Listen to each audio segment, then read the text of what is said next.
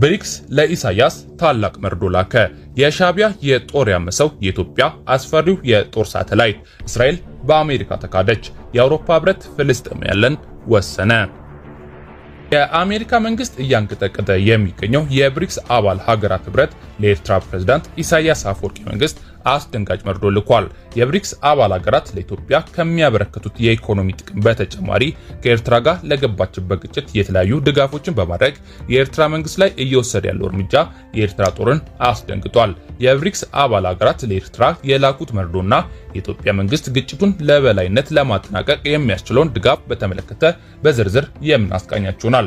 የኤርትራ ጦር ከኢትዮጵያ ጦር ጋር ግጭት ውስጥ ለመግባት እያደረገ ያለውን የጦር እንቅስቃሴ ተከትሎ ዝግጅት የጀመረው የኢትዮጵያ ጦር የኤርትራ ጦርን ያንቀጠቀጠ አዲስ የጦር ሳተላይት አብስሯል። የኢትዮጵያ ጦር ሳተላይት የኤርትራ ጦር መሪ ጀነራሎችን ያስደነገጠና የሚደበቁበትን ያሳጣም ሆኗል። የኢትዮጵያ ጦር ኤርትራ ጦርን ያተራመሰ ያለበት አስፈሪው የጦር ሳተላይትን በተመለከተ ዝርዝር ዘገባን የምናስቃኛችሁናል። ከምስራቅ አፍሪካ ጉዳዮች ስንወጣ ከአሜሪካ ጋር የጨጉላ ሽርሽር ላይ የነበረው የእስራኤል መንግስት ክህደት ተፈጽሞበታል። እስራኤል ላይ ክህደት የፈጸመው የአሜሪካ መንግስት ዓለምን ያስገረመና የእስራኤል ባለስልጣናትን ያስቆጣ እንቅስቃሴ ማድረጉን ተከትሎ ወዳጅነታቸው ሊፈርስ ይችላል የሚል ስጋትም ተፈጥሯል። የአሜሪካ መንግስት በእስራኤል ላይ የፈጸመው ክህደትና የእስራኤል ባለስልጣናት ስለ ጉዳዩ የሰጡትን አስተያየትንም ይዘንላችሁ ቀርበናል።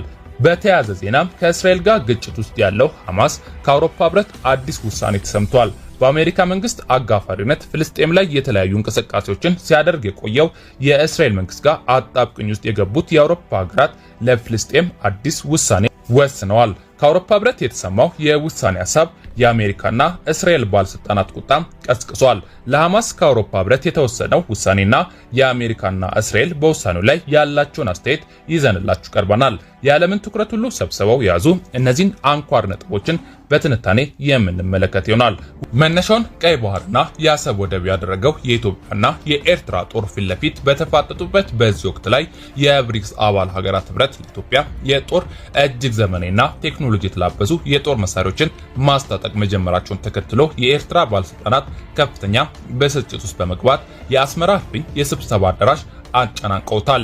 የብሪክስ አባል ሀገራት ህብረት አካል የሆኑት ሩሲያ፣ የተባበሩት አረብ ኤሚሬትና ቻይና ከኢትዮጵያ ጋር ያላቸውን ወዳጅነት በማጠናከር እያደረጉት ያለው የጦር መሳሪያ ድጋፍ የኤርትራ ጦርን እያንቀጠቀጠ ይገኛል። በዓለማችን ከሚገኙ የጦር አምራች ሀገራት ተርታ የሚሰለፉት የብሪክስ አባል ሀገራት ኢትዮጵያን በመደገፍ በአፍሪካ ቀንድ ላይ የኃያልነታቸውን ለመገንባት የሚያስችል ዕድል እያመቻቹ መሆኑ የተረዱት የተለያዩ ኃያላን ሀገራትም የኢትዮጵያ ጦርን በመደገፍ በተለያዩ ማዕቀቦች ጀርቦ ይዛለውን የኢሳያስ አፈወርቂ መንግስት